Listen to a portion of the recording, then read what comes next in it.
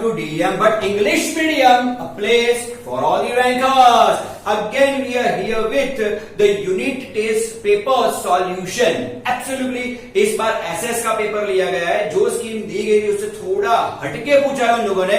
अगर ये सारे के सारे पेपर अगर आप ध्यान से देखोगे तो इतना तो जरूर से आपको पता चल जाने वाला है कि किस तरह के क्वेश्चन आपके बोर्ड के एग्जाम में आने वाले हैं. तो मैं तो सिर्फ और सिर्फ आपको इतना ही बताना चाहूंगा कि जितना हो सके पूरा वीडियो को देखिए, क्योंकि एमसीक्यू भी बहुत बढ़िया वाले इन्होंने पूछे हुए हैं. और उसके अलावा क्वेश्चन नंबर 6, क्वेश्चन नंबर 7 कितना भी ढूंढ लो, कितनी भी रेफरेंस बुक में देख लो, कहीं पे भी ये क्वेश्चन मिलने वाले नहीं है. मैं पहले से ही बोलता हूं और हमेशा बोलता रहता हूं कि टेक्स्ट बुक आपके लिए गीता है. तो टेक्स्ट बुक का ही आपको जब सबसे ज्यादा रीडिंग करना पड़ेगा. तो चलिए, अगर नहीं किया, अगर सॉल्यूशन में दिक्कत आ रही है, do not worry, DM but English medium is only here to help you. तो चलिए शुरुआत करते हैं सबसे पहले एमसीक्यू यानी कि सेक्शन ए के साथ. चलिए ओके, सबसे पहली बात ओके, यहाँ पे सबसे पहला एमसीक्यू यहाँ पे हमें यहीं पे दिया गया है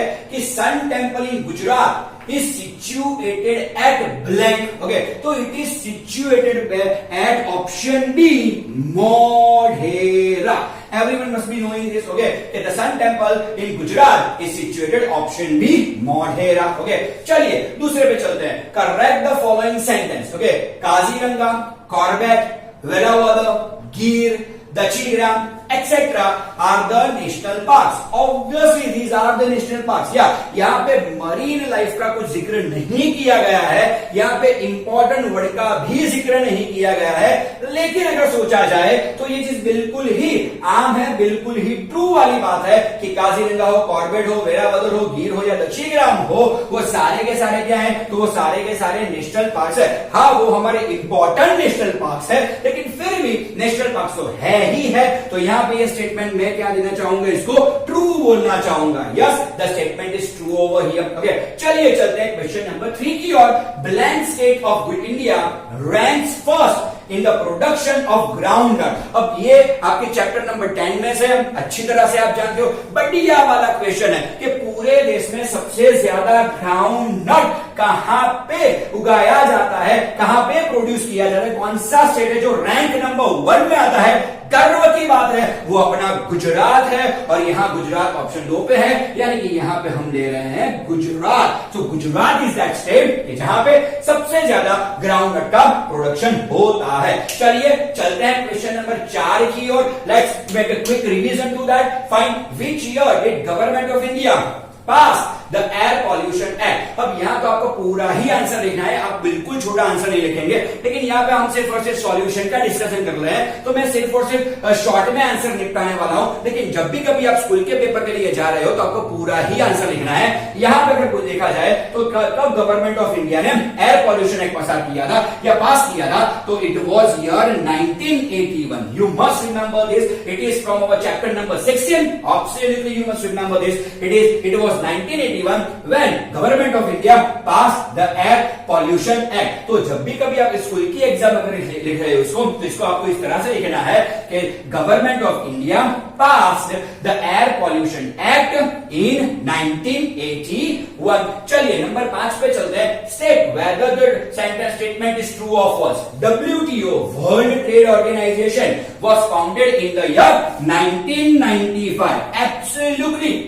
WTO यानी वर्ल्ड ट्रेड ऑर्गेनाइजेशन की स्थापना वो कब हुई थी, तो वो 1995 में हुई थी. अगर मैं आपको जरा इलेबोरेट करके बताऊं, जरा डिटेल में बताऊं, तो वो स्थापना हुई थी, एस्टैब्लिशमेंट हुआ था 1 जनवरी के लिए. तो इट वाज 1 जनवरी 1995. तो again this statement is true. Okay, so these are the basic things you must come to know about. चलिए थोड़े बड़े वाले क्वेश्चन की तरफ या 2 मार्क, 3 मार्क या 4 मार्क की तरफ आगे बढ़ते हैं. लेकिन फिर भी आगे बढ़ने से पहले सबसे पहले आप इसका स्क्रीनशॉट ले लीजिए ताकि आगे जाके आपको कोई परेशानी ना आ पाए. चलिए तो अब शुरू कर रहे हैं क्वेश्चन नंबर 6 के साथ. अंदरूनी वाला मामला है इसमें, तो देखिए जरा. Man and clay are closely associated since ancient time explain. अगर आपने अच्छी तरह से टेक्स्ट बुक पढ़ा होगा तभी ये आंसर आपको आ पाएगा। चलिए तो मैं बिल्कुल क्विक रीडिंग करता हूं इसमें। Man and clay are closely associated since ancient time as the whole life of man revolves around it from cradle to grave. अब जब इतना आसानी से समझ लीजिए कि जब भी किसी इंसान का जन्म होता है तो क्रेडल से लेके ग्रेव तक, जब तक जितना भी इंसान जीता है उतना उसको उसकी पूरी लाइफ में उसको सबसे ज्यादा जरूरत क्ले की ही रहती है। Toys, pot, pitchers, earthen lamps, clay stoves and kitchenwares were made up of clay. उस समय पे ये सारी की सारी चीजें क्ले से ही बनती थी। The walls of the houses were plastered by the clay. We even know that well कि the walls of the houses were plastered by the clay. तो obviously these things are showing us that man and clay are closely associated since ancient time. ले लीजिए इसका screenshot. चलिए तो अब चलते हैं क्वेश्चन नंबर 7 की और। Presenting sanskaras with entertainment is a unique feature of Indian dramatic art. हमारा जो भी इंडियन ड्रामा है उसमें संस्कार बुन लिए जाते हैं। इसी पर कोई क्वेश्चन यहाँ पे पूछा हुआ है, बहुत ही अंदरूनी क्वेश्चन है। किसी भी डाइजेस्ट या किसी भी नवनीत में या किसी भी बुक्स में ये सारी चीजें नहीं दी गई है। अगर लेकिन आपने टेक्स्ट बुक अच्छी तरह से पढ़ी है तभी इसका आप आंसर दे पाओगे। अगर नहीं भी पढ़ी कोई बात नहीं, डीएम सर आपके लिए सारी चीजें लेके यहाँ पे आए। सबसे पहला पॉइंट इसमें क्या लिखेंगे? तो सबसे पहला पॉइंट हम इसमें यही लिखेंगे कि dramatic art is an amalgamation of all the arts. Okay, it is an amalgamation of all the arts. Second, they not only entertain the audience as well as educate them by making them think about social life and its problems. Okay, यहाँ पे होता क्या है? तो यहाँ पे होता ही कुछ इस तरह से है कि यहाँ पे जो अपने जो ड्रामेटिक आर्ट रहते हैं उसमें क्या होता है, वहां ऑडियंस को सोशल एलिस के बारे में कुछ सोचने पर हम लोग कुछ ना कुछ सोचने के लिए उनको मजबूर कर देते हैं। ओके, या आगे देखिए तीसरा पॉइंट इसमें क्या लेंगे? इसमें तीसरा पॉइंट हम यही लेंगे कि भारत मुनि, भास, Kalidas along with Jai Shankar Sundari. Don't forget to mention Jai Shankar Sundari. He was a Gujarati dramatist. तो उनका नाम, उनका जिक्र हमें इस क्वेश्चन में करना ही है। तो जरूर से कीजिएगा यहाँ पे भारत मुनि, भास, Kalidas along with Jai Shankar Sundari contributed much to enrich sanskaras with entertainment. So it is the unique feature of Indian dramatic art. और लास्ट पॉइंट में हमने इतना ही बताया कि भारत मुनि हो, भास हो, कालिदास हो या फिर जय शंकर सुंदरी हो, उन्होंने क्या किया है तो अपने ड्रामेटिक आर्ट के अंदर उन्होंने संस्कारों को बुन ही दिया है। So that is we can say the unique feature of Indian dramatic art. Yes, you can take the screenshot of this question. चलिए अब आगे बढ़ते हैं। Okay, let's go for question number 8। अब पूरा समझाने का टाइम जरूर से नहीं मिलेगा, लेकिन फिर भी मैं क्विक रीडिंग यहां पे जरूर से करना चाहूंगा। देखिए, state the reasons for the destruction of wild life. Okay, अब ऐसी कौन कौन सी चीजें जिसकी वजह से अपना वाइल्ड लाइफ जो है वो डिस्ट्रक्ट हो रहा है। तो मैं बहुत ही फास्ट रीडिंग यहां पे करने वाला हूं। Due to the human interference in grasslands, in watershed areas of the forest, the natural habitat of the wild animals is put in danger. और जब भी कभी आप ग्रासलैंड को नुकसान पहुंचा दिया, वाटरशेड को नुकसान पहुंचाते हैं फॉरेस्ट में जा करके, तो समझ लीजिए कि वाइल्ड लाइफ डेंजर में आएगा ही आएगा। Destruction of forest is the main reason responsible for natural imbalance. यहाँ पे हम लोगों ने क्या किया, तो जितने भी फॉरेस्ट रहते हैं सभी फॉरेस्ट को हमने कहीं पे बहुत बुरी तरह से इसे हमने डैमेज किया है। और जब भी कभी आप करते हैं तो obviously it will create imbalance into the nature. It's final impact is the reduction in the number of wild animals. अब जब भी कभी होता क्या है, तो जब भी कभी आप फॉरेस्ट की कमी कर देंगे, फॉरेस्ट को कट डाउन कर देंगे, आप इसको फैल कर देंगे, तो होगा क्या, तो आगे जाके एक ही चीज होने वाली है, वाइल्ड एनिमल्स कम हो जाएंगे। वो उनका नेचुरल हैबिटेट है, आप जानते हो, hunting the animals to obtain hair, skin, bones, horns और नेल्स इज आल्सो रिस्पांसिबल। बहुत सारे जानवरों का इसलिए शिकार होता है, उनके जो नाखून रहते हैं, उनके जो बोन्स रहते हैं, उनके जो हॉर्न्स रहते हैं, ओके, उनको पाने के लिए उन सारी चीजों में मेडिसिनल प्रॉपर्टीज रहती है। और वो सारी चीजें पाने के लिए क्या होता है कि उनका ज्यादातर हंटिंग हो जाता है। उनके स्किन के लिए भी कई बार उनका हंटिंग हो जाता है। The over exploitation of forest made by man for his greedy motives such as roads, multi-purpose projects, mining minerals, expansion of new settlements or cities, etc. displays the wild animals. अब होता क्या है, तो हम लोग सिर्फ एक ही चीज में मानते हैं, मात्र विकास. हम हमेशा ये बोलते हैं मात्र विकास, हमें सिर्फ और सिर्फ प्रोग्रेशन ही चाहिए, नथिंग एल्स. तो होता क्या है, अपनी सिटियां और बड़ी की बड़ी होती जाती है. ओके, हम हमारे जितने भी प्रोजेक्ट्स रहते हैं वो बड़े से बड़े होते जाते हैं. हमें माइनिंग्स भी करना है, हमें सब कुछ करना है. और अगर ये सब कुछ कर जाके करना कहां पे, फॉरेस्ट में जाके करना है, तो उनकी वजह से क्या होगा, it will create displacement in the wild animals. Okay, forest lands are being encroached for grass, fuel और फॉर ग्रेजिंग. ओके, और बहुत सारी बात ऐसी होती है कि जो फॉरेस्ट लैंड रहती है वो ग्रास पाने के लिए या फिर फ्यूल पाने के लिए या ग्रेजिंग के वाली चीजों की वजह से उनका एनक्रोचमेंट हो जाता है. The forest fire angles many species. Sometimes आपने देखा होगा अमेज़न के जंगल में आग लगी है, महाराष्ट्र के जंगलों में बीच में आग लगी थी. ओके, कई बार बहुत सारे जंगलों में आग लग जाती है, उनकी वजहों से भी क्या होता है, तो एब्सोल्युटली बहुत सारी स्पीसीज ऐसी होती है जो एंडेंजर में आ जाती है, या बहुत सारी स्पीसीज को हम छोड़ देते हैं, या वो लोग फायर की वजह से ज्यादा जी नहीं पाते. ये सारी चीजें, ये सारी दिक्कतें आती रहती है. When the forest fire occurs at the time of rearing the young ones of the birds or hatching the eggs, it creates a negative impact on the number of the wild animals. अगर होता क्या है कि forest fire में होता क्या, जब भी फॉरेस्ट फायर रहती है तो जितने भी एनिमल्स और बर्ड्स है वो तो अफेक्ट होते ही है, लेकिन उनके बच्चे तो बिल्कुल नहीं बच पाते हैं. और उन्होंने जो एग्स हैच किए हैं, या वो बहुत ही वो जिसे मुझे नवजात शिशु जो उनके रहते हैं वो सारे तो बच ही नहीं पाते. तो काफी बड़े तादाद में हम ऐसा बोल सकते हैं कि वाइल्ड एनिमल्स को उसमें से नुकसान हो जाता है. Due to the loss of their natural habitats, many animals without any effort come to conflict with man and sometimes even lose their lives. Okay, हम लोगों ने क्या किया है कि जंगल के बीच में से बहुत सारे रास्ते बनाए, हाईवे बनाए, इवन रेलवे ट्रैक्स बनाए हुए हैं. ओके, तो होता क्या है, तो होता इन वजह से सिर्फ और सिर्फ इतना ही है कि हमारा और उनका एनकाउंटर हो जाता है. और समटाइम्स उसमें होता क्या है कि वाइल्ड एनिमल्स को अपनी जान से हाथ धोने पड़ता है. हंटिंग टू प्रोश्योर बायोमेडिसिन और things which make perfume be या bring the species on the verge of extinction. Okay, बहुत सारी चीजें ऐसी रहती है, जैसे परफ्यूम बनाना हो या मेडिसिनल कोई चीज बनानी हो, तो इन सारी वजहों से भी बहुत सारे वाइल्ड एनिमल्स का शिकार हो जाता है. तो ये सारी चीजें ऐसे एक एटमॉस्फेयर खड़ा करती है that creates a destruction of wildlife. चलिए इसका स्क्रीनशॉट सबसे पहले ले लीजिए ताकि आपको क्वेश्चन लिखने में आसानी हो जाए. फटाफट का screenshot. Fine, we are going ahead. Okay, question number 9 कौन सा है? Give difference kharif crop and rabi crop from question from our chapter number 10. Most IMP अगर कोई चैप्टर हो तो अपना चैप्टर नंबर 10 ही है. अच्छे से ये बात सुन लीजिएगा. चलिए, बहुत बढ़िया वाला क्वेश्चन यहाँ पे पूछा गया है. बिल्कुल पेज नंबर अगर देखा जाए तो absolutely you can speak like this कि आपको बहुत आसानी से ये आपको मिल जाने वाला है. राइट, चलिए, लेकिन फिर भी मैंने यहाँ पे क्विक रिवीजन के तौर पे यहाँ पे लिया हुआ है. खरीफ यानी मानसून क्रॉप, रबी यानी विंटर क्रॉप. जो मानसून में जो पाक लिए जाते हैं उसको खरीफ क्रॉप बोलते हैं, जो विंटर में लिए जाते हैं उनको रबी क्रॉप बोलते हैं. चलिए, तो सबसे पहले डेफिनेशन में यही आएगा. Crops which are taken during rainy season are called खरीफ पाक. ओके, ये सब ऐसे ही बोलते हैं कि जितने भी हम लोग क्या करते हैं, तो जितने भी क्रॉप्स हम लोग कब लेते हैं, मानसून में लेते हैं, उसे हम क्या बोलेंगे, एब्सोल्युटली उनको खरीफ क्रॉप बोलेंगे. और जितने भी क्रॉप्स हम विंटर में लेंगे उसे हम क्या बोलेंगे, रबी क्रॉप बोलेंगे.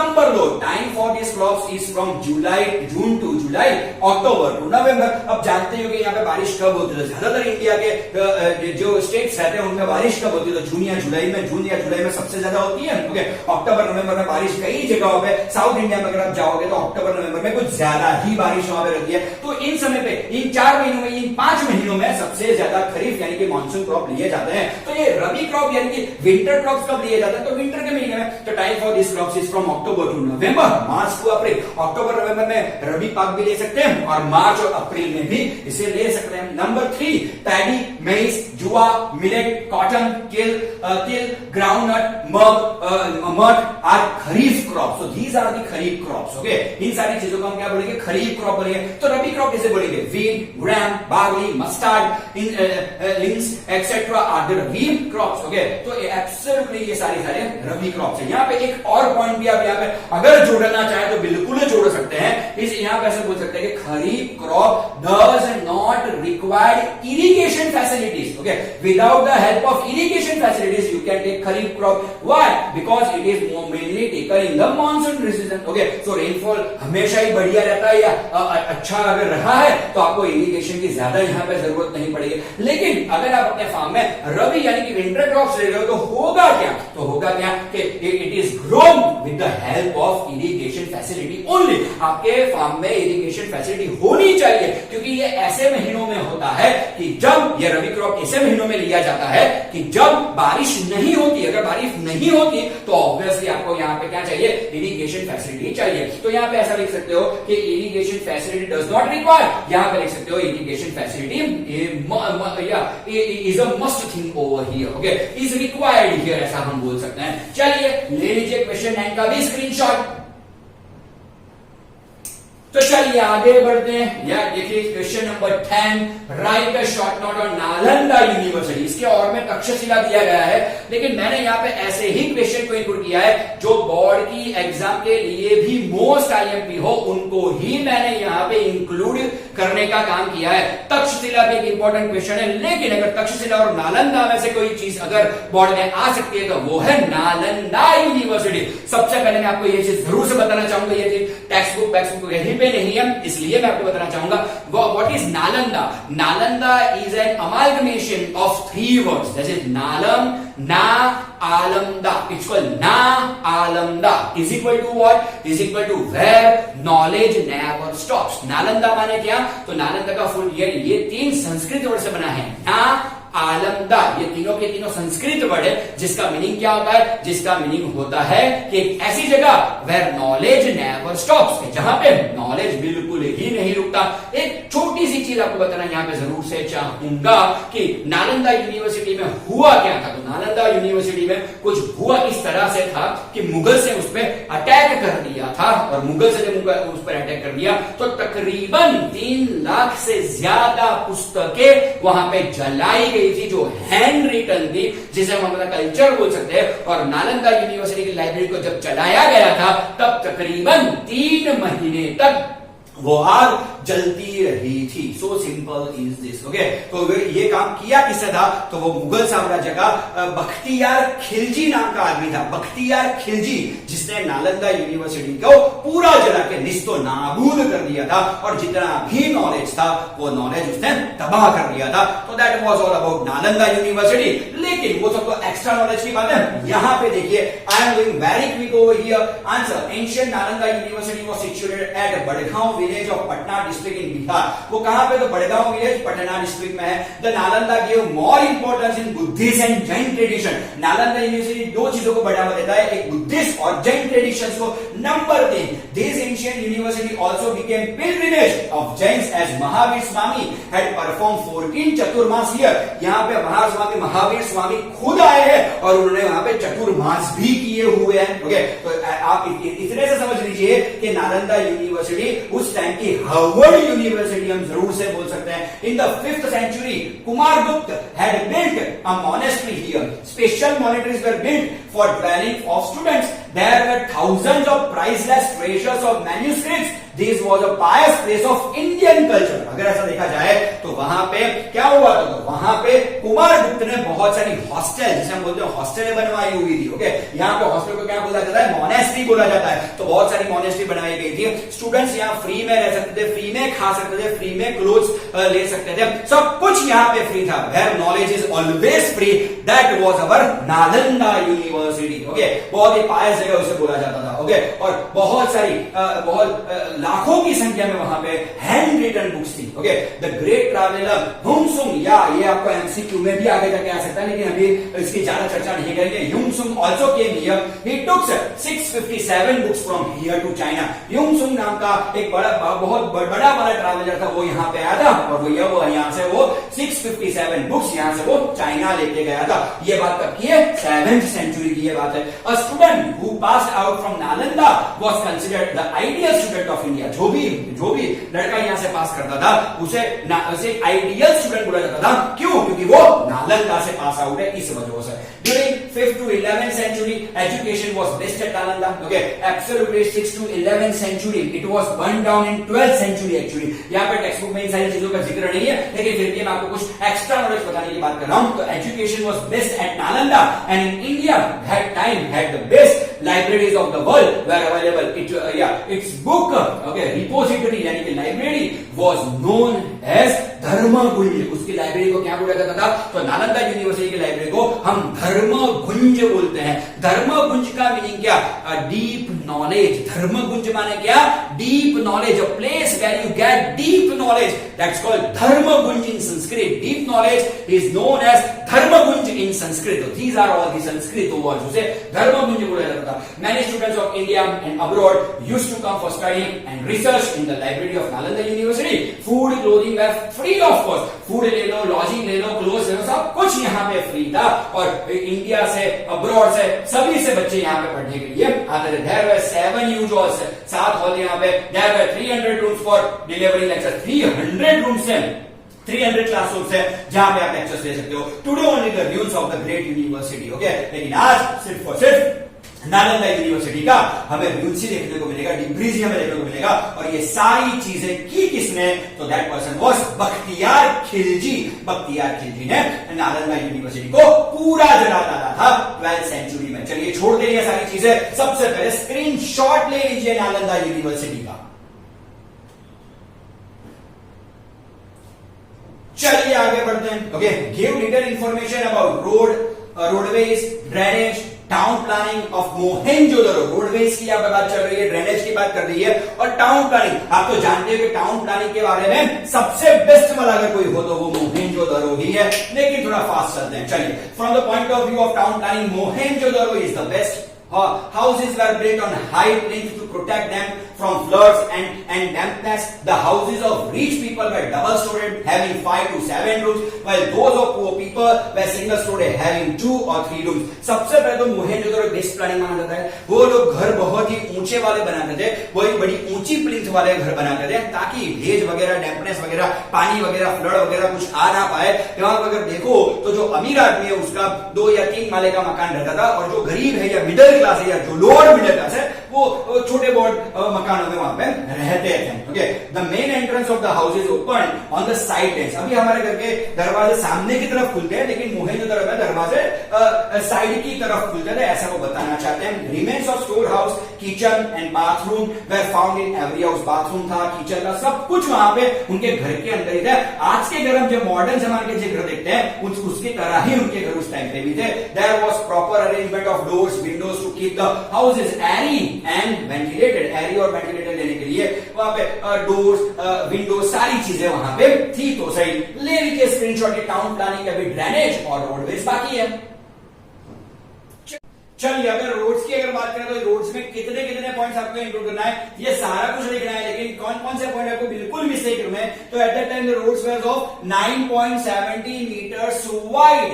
सेकेंडरी थिंग इज जिसके pits on the road side suggest that there might have been lamp post. वहां पर लैंप पोस्ट भी रहते थे। ओके, और सबसे बढ़िया वाला पॉइंट सबसे अच्छा लास्ट में है, there were 2 main road, one was going from north to south and the other was going from east to west. Both each other at right angle। पूरा ही लिखना है, लेकिन कितने पॉइंट्स मैंने आपको बताए वो तो बिल्कुल ही भूलना नहीं है। चलिए तीसरे नंबर पे आते हैं ड्रेनेज सिस्टम। तो drainage system is a unique feature of this town. Absolutely. कहां से लिया होता है ये सिस्टम? तो ये सिस्टम मोहेंजोदड़ो के अलावा कहां पे लिखा जाता है? तो ये लिखा जाता है island of trade in the Mediterranean sea. Okay, और this system was meant to drain dirty water out from the town, और each and every house had a cess pit. Absolutely. तो इनसे इतनी चीजों का पता चल जाता है कि they were very much careful about their health and hygiene। अगर यहाँ पे लिखने में दिक्कत आ रही है तो ये सिस्टम लिखा हुआ है, ये हाइजीन लिखा हुआ है। तो ले जस्ट कुछ मत कीजिए, take a screenshot of it.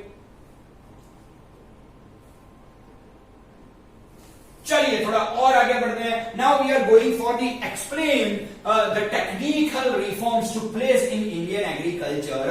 अब जब भी इंडियन एग्रीकल्चर की बात आती है तो इतनी सारी चीजें आपको जरूर से याद रखने की जरूरत है और है ही। सबसे पहले एक काम कीजिए, स्क्रीनशॉट ले लीजिए। चलिए, due to the time issue I could not explain you in detail, but इतना जरूर से बताना चाहूंगा कि स्क्रीनशॉट तो आपने ले ही लिया होगा। अगर ये पूरा क्वेश्चन अगर आप टेक्स्ट बुक में अगर देखना चाहते हो तो टेक्स्ट बुक में ये पूरा वाला क्वेश्चन आपको कहां पे मिलेगा, तो पेज नंबर 85 पे ये क्वेश्चन स्टार्ट हो जाएगा। यहां पे टेक्निकल और इंस्टीट्यूशनल रिफॉर्म्स दोनों के बारे में बताया गया है, लेकिन हमें यहां पूछा क्या है, सिर्फ और सिर्फ टेक्निकल रिफॉर्म्स के बारे में ही पूछा, तो हम टेक्निकल रिफॉर्म्स के बारे में ही लिखेंगे। इंस्टीट्यूशनल रिफॉर्म्स के बारे में हमें कुछ भी लिखना नहीं है। तो 85 टेक्स्ट बुक, आपकी टेक्स्ट बुक पे 85 नंबर के पेज पे ये क्वेश्चन शुरू हो जाएगा और इसके 4 पॉइंट यहां पे कहां पे दिए, 85 नंबर के पेज पे दिए गए और 4 और अगर इसकी बात की जाए तो हमें कहां पे दिए गए, 86 नंबर है। ये 4 जो है वो हमें 86 नंबर के पेज पे दिए गए हैं। तो आप आराम से क्या कीजिए, चैप्टर नंबर 10 ओपन कीजिए, 85 नंबर का पेज ले लीजिए, 86 नंबर का पेज ले लीजिए और आसानी से आप क्वेश्चन यहां पे लिख पाएंगे। लेकिन इस चीज का जरूर से ध्यान रखिएगा, यहां हमें टेक्निकल रिफॉर्म्स के बारे में बात कर रही है, इंस्टीट्यूशनल रिफॉर्म्स के बारे में बात नहीं कर रही। अच्छा, वो भी दिक्कत में नहीं पढ़ना आपको, वो भी आपको नहीं देखना, आपको टेक्स्ट बुक भी ओपन नहीं करनी, कोई बात नहीं, इसका स्क्रीनशॉट ले लीजिए। चलिए, तो सबसे पहले चलते हैं क्वेश्चन नंबर 13 अपने लास्ट वाले क्वेश्चन पे, that is reason of poverty और what are the reasons for the origination of poverty. देख लीजिए, मैं क्विक रिवीजन ले रहा हूं क्योंकि ये सारी चीजें आपको टेक्स्ट बुक में से कंप्लीट नहीं मिलने वाली है।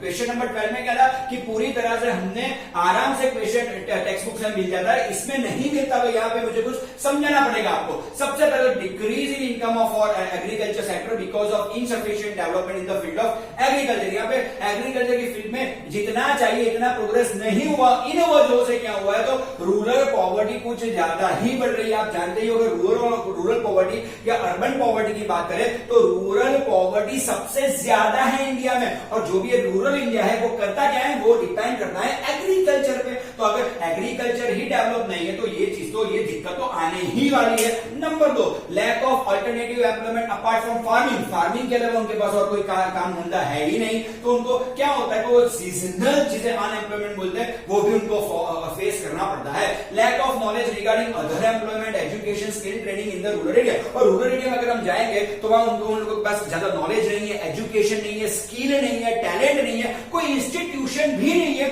जो ये सारी चीजें कर पाए। उन वजहों से पॉवर्टी बढ़ रही है। इंक्रीज इन डेब्ट as a result of excessive expenditure of caste system and orthodox traditions and customs, thus it may be said that it is due to increase, ये वर्ड अगर दिख नहीं रहा तो ये वर्ड है इंक्रीज इन अनप्रोडक्टिव एक्सपेंडिचर। गांव के लोग करते क्या है, तो गांव के लोग कास्ट सिस्टम में या फिर रिलीजियन में कुछ ज्यादा ही वो मानते हैं, तो इन वजहों से होता क्या, थोड़ा ऑर्थोडॉक्स ट्रेडिशन वहां पे ज्यादा रहता है, तो उन वजहों से होता क्या है, तो अनप्रोडक्टिव चीजों में वो खर्च कुछ ज्यादा ही कर देते हैं। तो सबसे पहले हम लेते हैं इन 5 या इन 4 पॉइंट्स पे सबसे पहले हमें कॉन्सेंट्रेट करना ही है।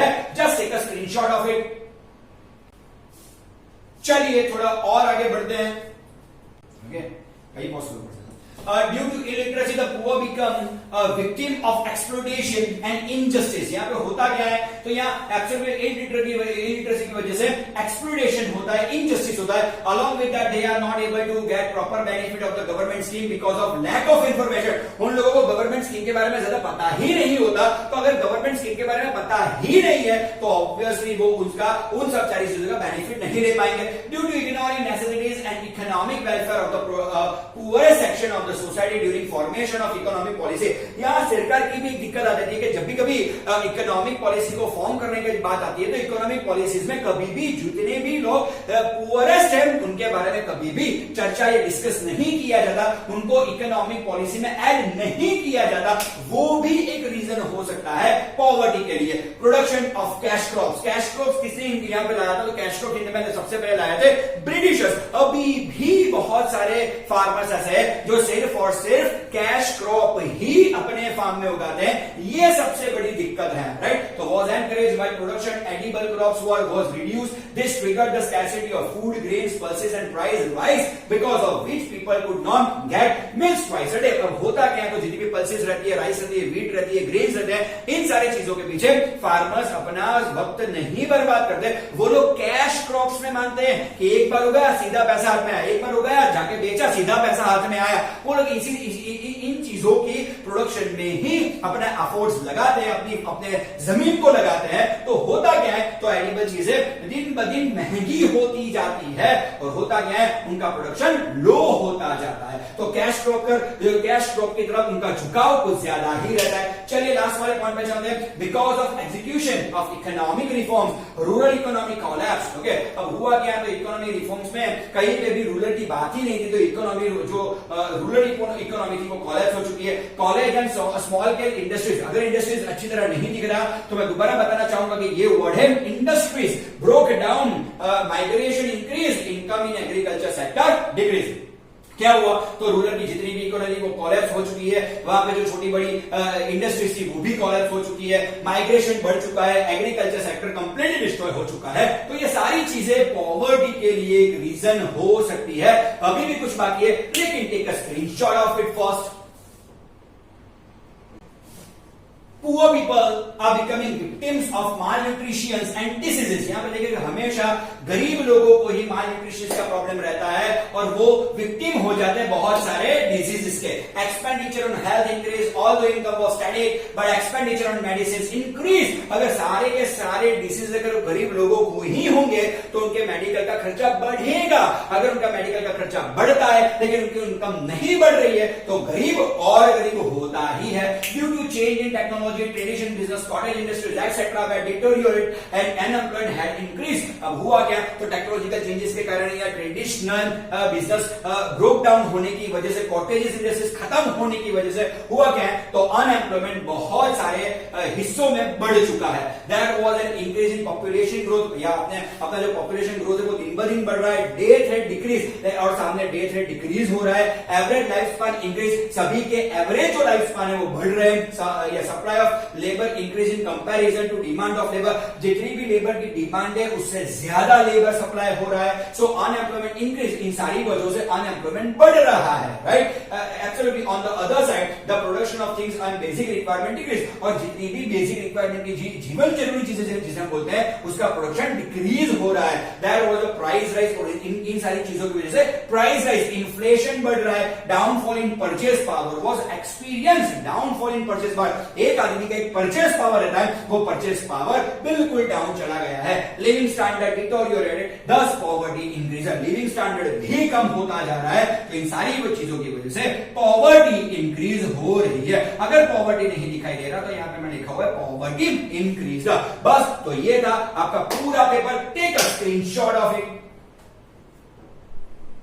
चलिए बस, अगर आपने स्क्रीनशॉट ले लिया है तो बस ये मेरा जो वीडियो है आपको बहुत हेल्पफुल रहेगा आपकी इस यूनिट टेस्ट के लिए, ऐसा मैं जरूर से आशा रखता हूं। और आप ये सारे क्वेश्चन बढ़िया तरह से पढ़ेंगे, टेक्स्ट बुक पे ज्यादा कॉन्सेंट्रेट करेंगे, क्योंकि जिस तरह के आपके यूनिट टेस्ट के पेपर आ रहे हैं ये सारी चीज इंडिकेट करती है कि अगर आपने ठीक तरह से टेक्स्ट बुक नहीं किया है तो मान लीजिए कि आप बोर्ड के एग्जाम में बिल्कुल दिक्कत में आ सकते हैं। तो चलिए, अगर कोई परेशानी हो तो you can message me, you can comment into my comment box. Till then, here TM signing off. Thank you. Bye.